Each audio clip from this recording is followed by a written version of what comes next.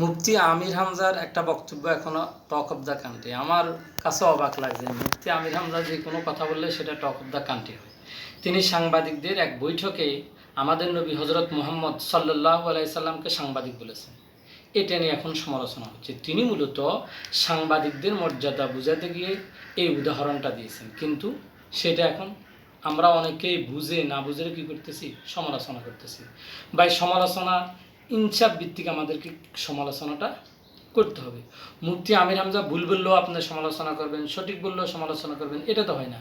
তিনি যে উদাহরণটা দিয়েছেন এখানে তো ভুল কোনো উদাহরণ দেন নাই। তিনি উদাহরণটা সুন্দর একটা উদাহরণ দিয়েছেন সাংবাদিকদের মর্যাদা বোঝানোর জন্য।